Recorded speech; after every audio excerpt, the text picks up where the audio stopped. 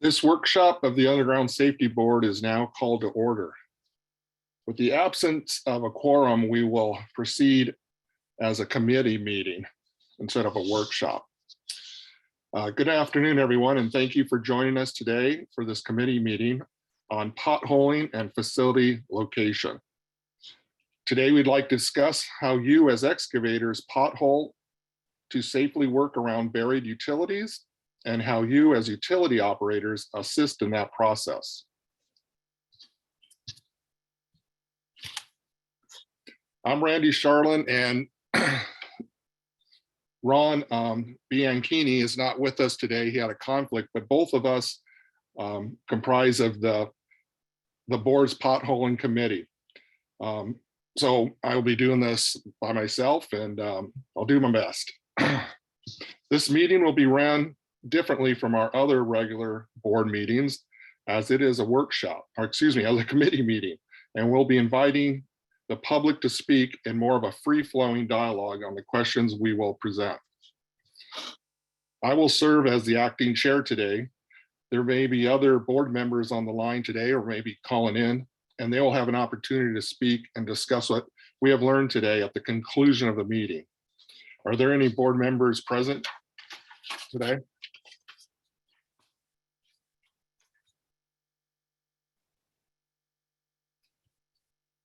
I see Carl on here. He might be the only one.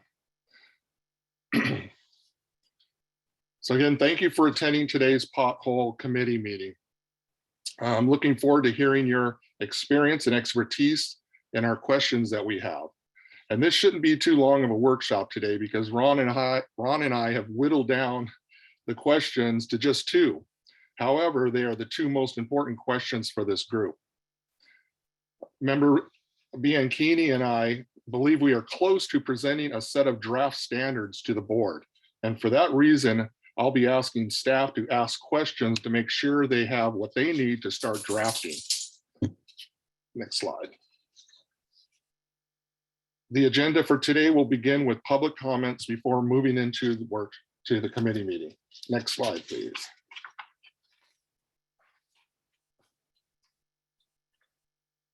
We will now proceed to public comments on topics within the board's jurisdiction that were not on the agenda today before moving into the committee meeting. Those wishing to provide public comment may do so by submitting them through the webinar audio functions. If you have joined via webinar and would like to make an audio comment on an item during the public comment period, please indicate that you wish to do so by pressing the raise hand function.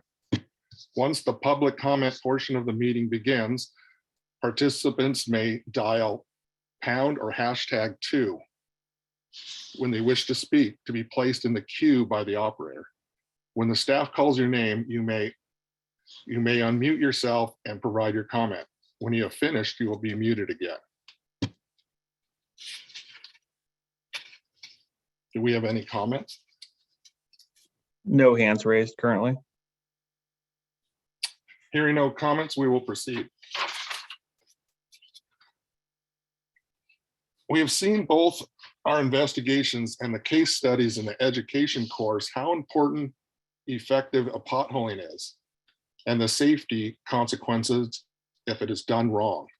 In the 2004 in Walnut Creek, we had a fatal explosion because potholing did not happen in the right place. Part of that was because the locator didn't seem to have the right information when performing his job. And part of that was because the work crews didn't get information from the engineering plans. In 2019, we had an explosion in San Francisco, which seemed to be caused by a number of problems. The engineering firm didn't seem to ask for facility locations and featured information from facility operators. The potholing, routing, and installations are all done together on the same day. And the potholing techniques were clearly deficient. From these incidents and others, such as the fatal 2008 drowning in Paso Robles, we see that safe and effective potholing is driven both by technique used by workers in the field and by the quality of information they're provided.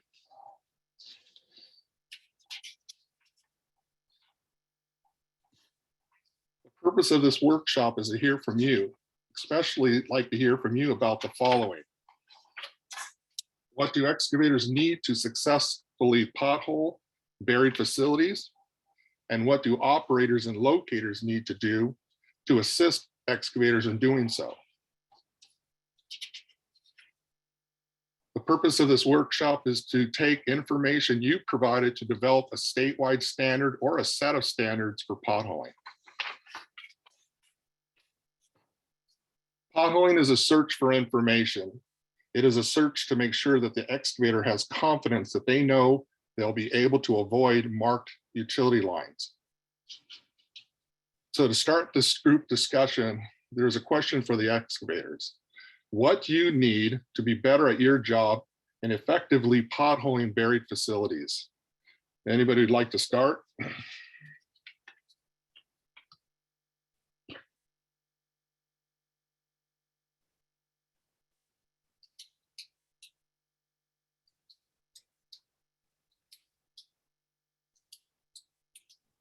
There's a hand raised. E-Rich, I'm not sure if I'm pronouncing it right, but I'm allowing you to speak. It's Eric Metzger from Charge. So I guess I didn't think you'd get too many people raise their hands first, but I'll start it out. I need good information. I need locates that are accurate and complete.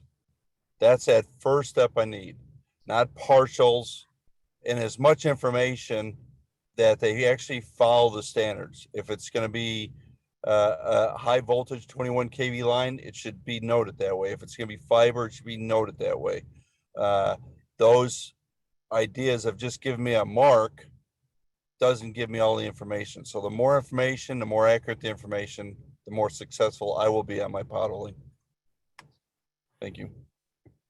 I understand, and that completely makes sense. Accurate and complete information put down on the ground, not just only a marking on the ground of the color code of the utility. Anybody else like to add to that?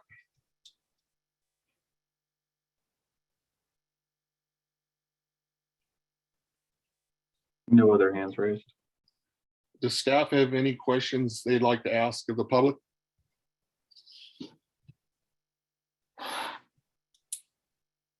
Yes, Member Charlene. Just some more specific questions that perhaps Mr. Metzger or someone else might be able to help us with. One of the things that we're trying to think about when we're thinking about standards is the context behind the potholing. Potholing can happen for different reasons. It can happen in an engineering phase. It can happen in a construction phase. I just wanted to see if there's anyone here who works on projects in which there are no project plans, or those or if there are project plans, that they don't include approximate locations of existing buried infrastructure. So does anyone, one example is if you do fencing, right?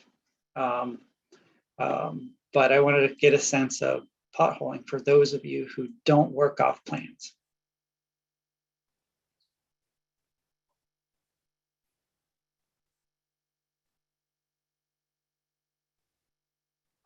Eric, I'm allowing you to speak. Hey, Tony, thank you. Yeah, we'll do a lot of emergency work where it's time sensitive and there are not usually plans associated with it. Electrical burnout repair work, that type of stuff. So it's you're having to prospect under an emergency ticket basis.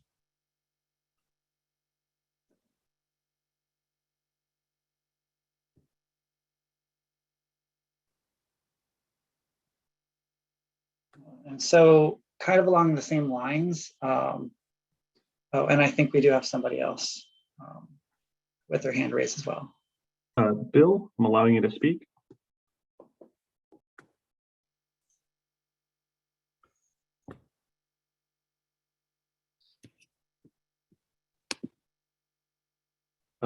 Bill J, you should be able to speak now. may need to unmute. If this is Member Johns, then perhaps he doesn't need to speak. We're actually still in committee.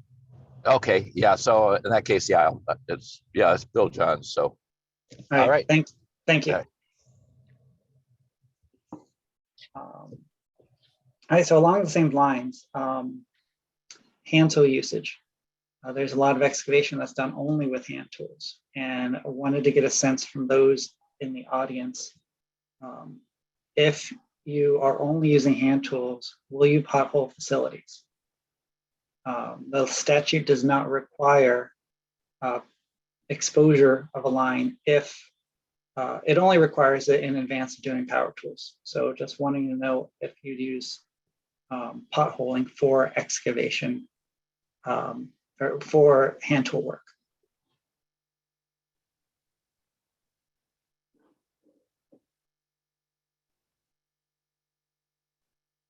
And part of the question is because we had heard from PG&E a number of months ago that a significant cause of damage that they found was from shovel strikes, which indicates more of a technique issue than a process of potholing issue. Go ahead and speak. Tony, I think part of we do use hand tools, especially because our interpretation of 4216 is pretty clear. I can't use quote unquote mechanical means. So, and it's not usually a technique issue. It's more of a ground condition and the ability to control those hand tools in some of these harder or more difficult ground conditions. So vacuum excavation, of course, is one of your default go-to tools. But then as we've learned in our past experiences, going back to being able to use a clay spade as a control tool and defining that more as a hand tool are the kind of things that we will tend to use. But I will tell you is we pothole everything that's marked in our path. We don't have a choice. That's how we interpret the law. That's how our procedures are. And that's what we will do before we'll begin any excavation work. And so here's another question. What information do you keep on site to assist with potholing? Ticket, call before you dig ticket, operator contacts, maps, design plans. Everything you've said, as much as we can get. So if we're going to be doing the design work ourselves, we'll incorporate that. We'll reach out directly to the utility owners to see if they can provide more detailed information or maps. PG&E's been pretty good about that. Same with SoCal and some of the other major utilities as far as giving us plats to be more efficient. And I think one of the key things about that is what we get with that is now we know that the material that we're looking for, so like a gas line, it's a plastic, it's a PL instead of a steel. And when we excavate and our pothole and we find a steel line, it's wrapped yellow, we assume, well, now we don't assume, we make sure that we're looking for a plastic gas line, not a steel one. So that's an example of having that better information. And then one last question, which is when you do your exposures and you find the facilities, do you record that information somewhere? How do you record that information? Pothole logs, pothole tables, and are these kept on paper or are they electronic? We're transitioning to an electronic approach, but for the most part, it's still on a paper pothole log. It gets attached to our what we call our bore log when we're doing bore work. And then also the other thing I think it's important is we also what I call write the story on the street, so that my ground crews that are actually working on a street have that information in paint directly next to that. So they're not having to hunt for a piece of paper. It's directly there as they're either doing an open cut or a bore. So we try to do it in multiple ways. And so that you're indicating in the white paint, presumably. Affirmative. Member Charlin, that is all the questions that I have on the excavator side. All right. Do we have any other excavators that would like to comment?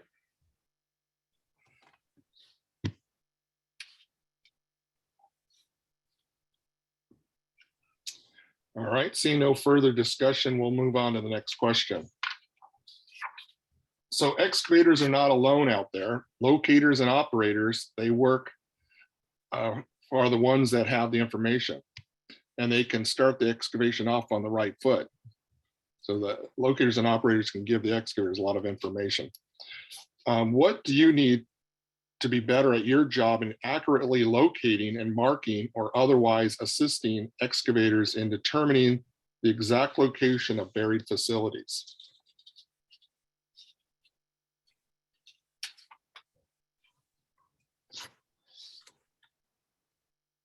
Do we have any operators on or any locators?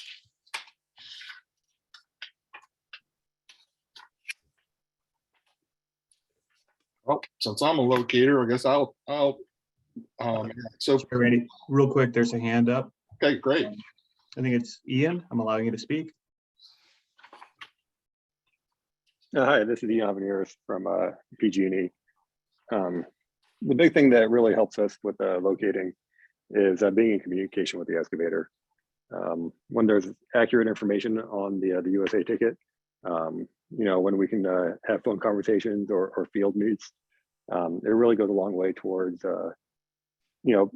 creating that bridge of communication that really helps in the damage prevention. Ideally, the response to the ticket, the email you get and the marks on the ground should speak for themselves. But I think we all know that there's a million variables out there, and if something comes up, like a steel pipe that has a yellow plastic coating on it, having information from the locator firsthand, being able to get that information back from the excavator, it all goes a long way towards preventing damages and just making sure that everything is marked as accurately as possible and ahead of any schedule concerns that there might be as well. So just to reiterate there, the communication aspect, I think, is the single biggest part of that. Can I ask a follow-up question? So when you're marking out there, are most of your jobs, or do you go by the if known? Are you putting the type, size, and number of the lines and cables on all of your tickets? Is your map, Yes. is your maps accurate enough to put that? Yes. Our procedures do dictate that our locators place the material, the size, and the type. If it's the size of the conduit, however many lines are running into the electric, we're placing all that information on the ground. And if we can't, if it's in a lot of dirt area or like on grass or something like that where we can't really paint legibly, we'll also include that information in the ticket response that goes to the email on file with 811. That's really good, because what I was going to add, as a locator, we work for various companies, and it's all dependent on the maps they give us. And I actually want to throw some of these names out that I kind of wrote down. We've been given over the course of my career. Find it. Inventory maps, circuit maps, field maps, construction prints, and sometimes we get as-bills. And depending on what is on that map and how accurate it is whether the utility would let us actually write that down on the ground. So I think I've said this before in a lot of meetings that I've been in, is there is no locator's map, and the companies will find something.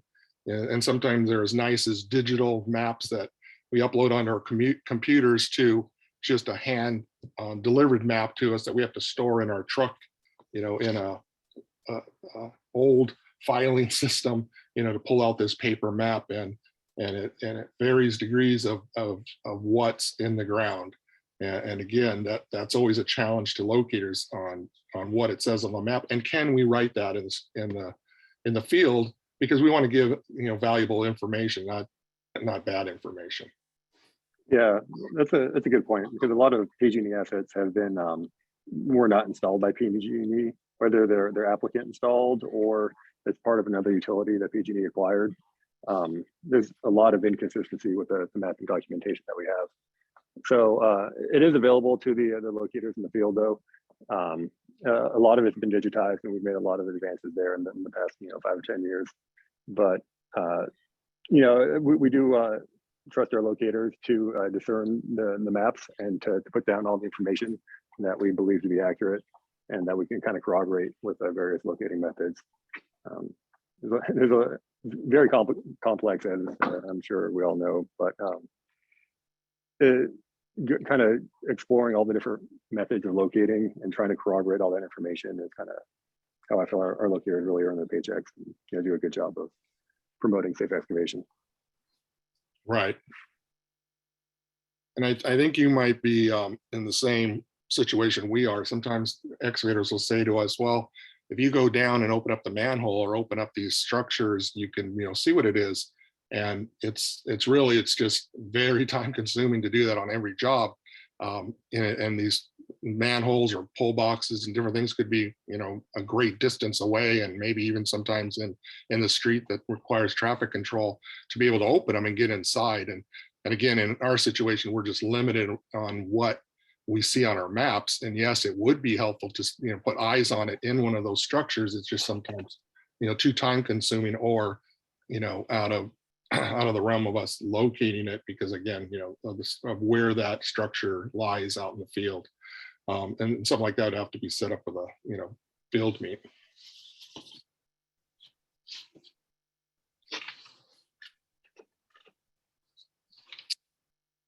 Any other comments from locators or utility companies?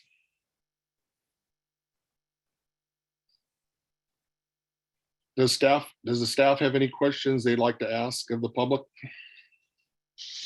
Yes, we do. Thank you, Member Charland. Just a couple here. The first is, what are the major errors that you as operators have seen in potholing that have led to damage?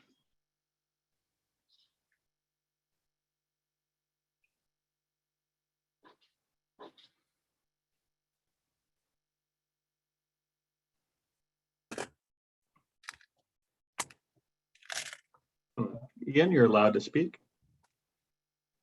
So again, I think it's the lack of potholing that is the biggest issue. I know that different municipalities, different cities have different conditions of their permits regarding potholing.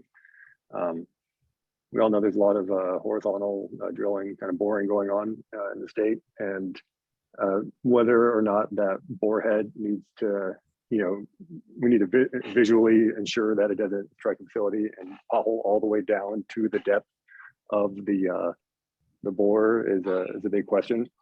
And so like being able to pothole deep enough to serve the purpose that you're trying to accomplish, not just finding the top of the pipe, but ensuring that you have a clear bore path, I think is one issue where we've seen damages. And then you touched on it a little bit with hand tools. We see a lot of vacuum excavation, which is obviously a lot safer than putting a spader or some a sharpshooter in the ground, which can easily slice through a plastic surface. So the use of vacuum excavation and potholing large enough and deep enough are I think the two bigger factors. Yeah, I like to add to that. Some of my experience with potholing as a locator is I see more failures of potholing and because it caused a damage, and that's kind of where I see it. And the one that I think what you were talking about is seeing the bore come through and visually seeing it was the damage that was brought to my mind. And that was, it said the right amount of conduits. It just didn't say if they were in its separate pack. So in this case, I think it said 6, if I remember right. 4 were in one, and then there was another 2 a little bit deeper. And so what the person potholed, he stopped right there at the very bottom of it. I guess he looked a little bit more and was not aware there was another 2 because he didn't know what was in that encasement, right? Whether it was 6 inside there or 4, and then the bore hit the 2. below that. But he did not have a visual of his bore coming through, which probably would have prevented that damage.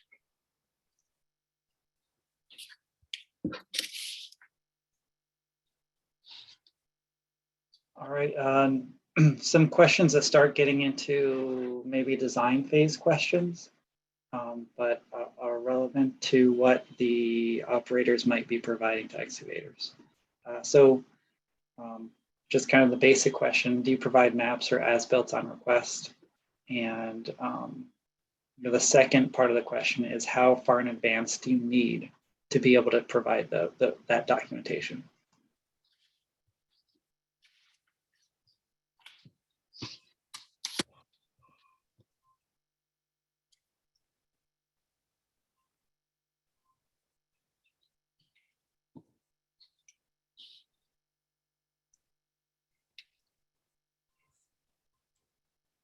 Ian, you're allowed to speak. Sorry, I'd rather not be doing all the talking by the located community, but we do have an avenue for providing as-built and maps. There are some concerns with, I believe it's Homeland Security with some of our critical infrastructure, so that can complicate things. Additionally, there's like a portion of an as-built might be superseded by a different as-built, which might be modified by another as-built, and to make sense of all that is it's not as easy as just handing over 3 PDFs and saying you guys figure it out. We feel like that might present more of an opportunity for failure than actually providing any sort of service. So it's not a function that is provided by locators. We do have a separate department where those requests are kind of processed. And for that reason, there is kind of a little bit of a turnaround, much longer than the 2 working days that we get with a USA ticket.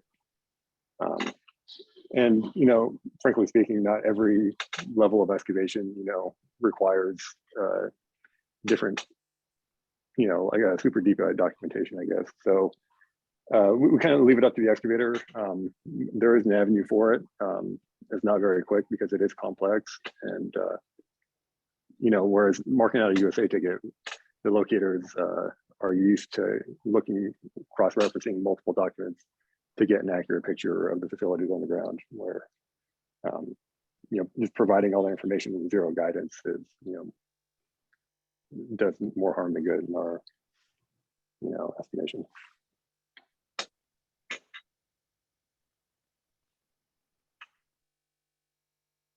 That information is there any way to connect what's provided to the excavator to the information that the locator gets for doing their locating work?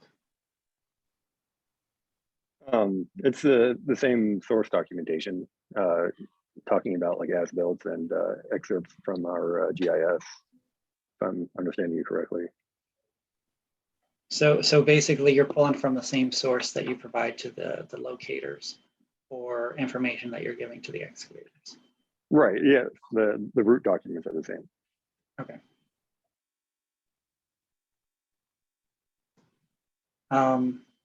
One of the things that came up in the San Francisco explosion from 2019, there were a lot of things going on, as member Charlotte mentioned, but one of them was information about the line that was struck.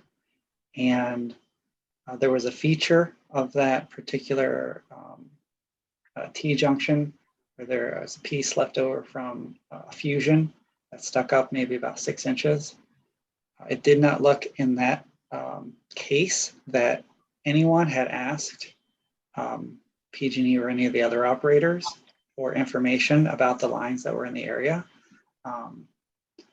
So we don't know exactly what would have been given, but just wanted to get a sense. Features such as that might have deviations from what a locate on the ground might expect, either in horizontal or vertical. Does that information get passed on to excavators or designers who are requesting information in that design built, like that design phase with the maps and the as-builts? It's hard to say, just based off of how I'm not familiar with the exact design feature that protruded 6 inches vertically from the pipe. But you know, it's all subject to the standards that were in place at the time when the document was created.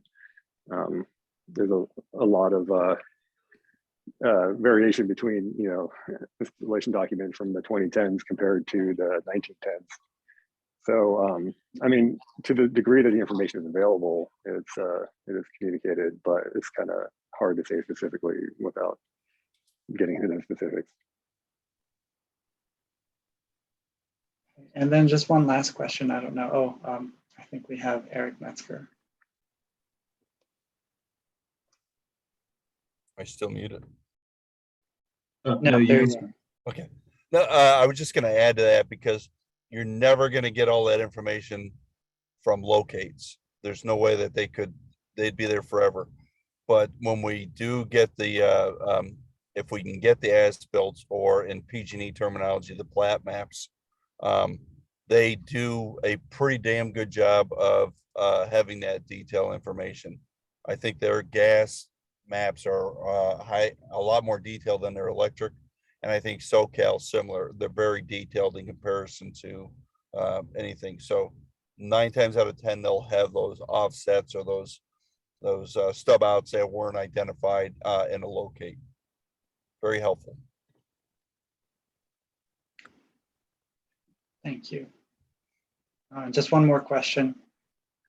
And this is about the use of marker balls for geospatial information. Does anyone use those or install those so that the GIS coordinates or GPS coordinates can be retained and and discovered upon a future excavation?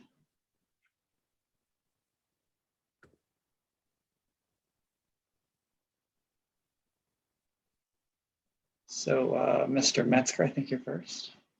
Yeah, we do install a lot of those for the utilities. So we have been installing it probably in the last 3 years in particular.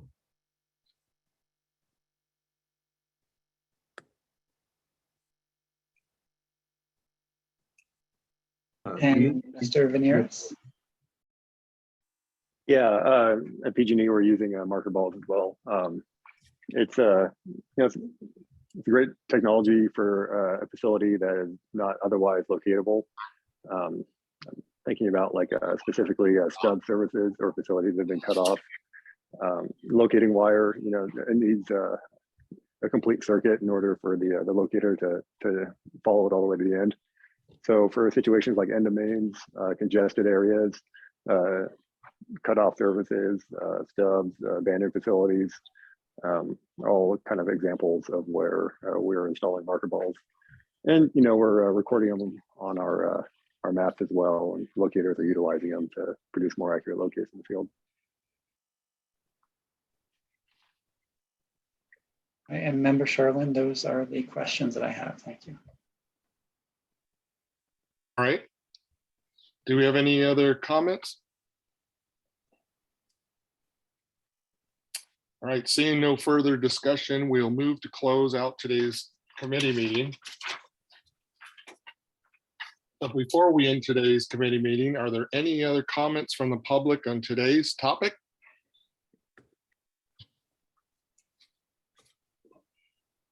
Eric, go ahead. Yeah, one last comment that I did want to add is one of the key things, and I think it was actually mentioned earlier, but you can't pothole the utility. You have to pothole the excavation. And there's a big chasm of difference between there.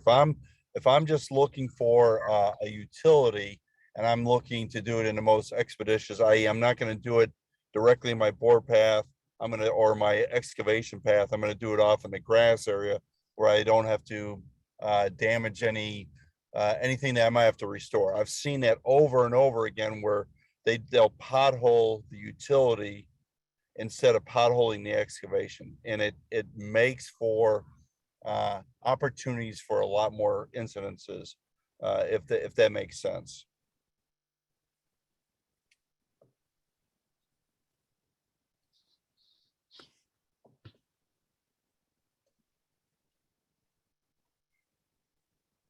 Ian, you should be able to speak. Yeah, I think it's a great point. I'd like to double down on that because we've had dig-ins where people have damaged their gas lines because they pothole 5-6 feet away from where they're digging, and the facility will kind of swerve, plastic and bend. You'll have a vertical offset. They'll see the facility at 3 feet or at 6 feet in their pothole, and then they'll have a vertical offset up to 3 feet where they put the bucket in the ground. There's a lot of ways where people can use potholes to create a false sense of security, and I think that's one of them.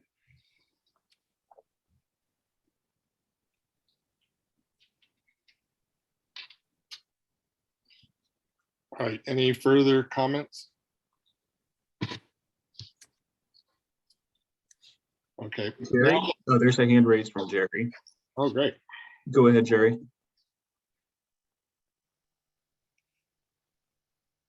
Yeah. From the discussion I'm listening to, the one that was just last talked about the offset potholes. We're a directional boring company for the most part. We do underground construction also, but directional is the most popular. And just seeing from my side, catching our men, coming up with our own rules, that's the number one hit that in the past, as we've grown to what we're doing now, has been created more than anything else. People not wanting to get into the hardscape, the concrete or the asphalt, and offset in their pothole in the grass. We'll have a gas or water, who knows what it is, in a driveway approach. And we're cruising right through the middle of the driveway approach, and they pothole it out in the street or behind the walk. And that's where that elevation went underneath a sewer or a storm, and more hits than ever on that part. And we see it with all of our competition. That's, our company now has a policy, we don't do that. In some occasions, we'll pothole both sides, which that's still a dice roll. If we're 5 foot between something, still could have go down and come back up. But we see that the most, offset potholes. People don't want to pay for the concrete, possibly with some contractors, or just labor's not wanting to do that extra work because they think it's good enough to be offset. And I see that. I don't know about you guys, but that's the biggest damages I see.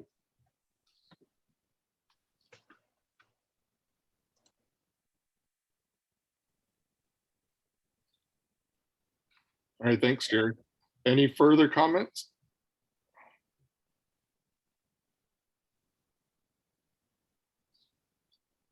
Okay, now that we've heard from the public, are there any comments from board members?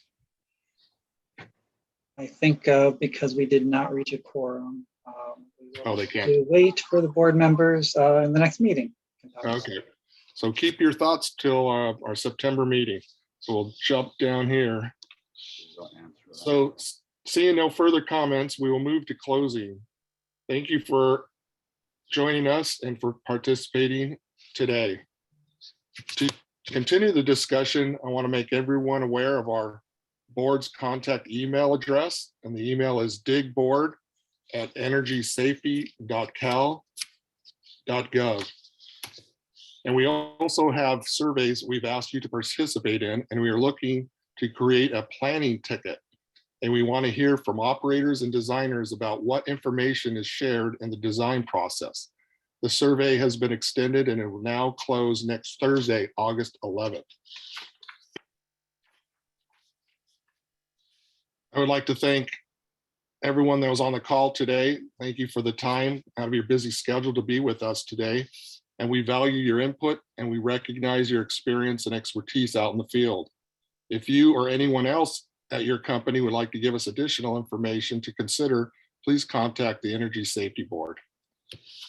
With that, the workshop is now adjourned, and thank you all and stay safe.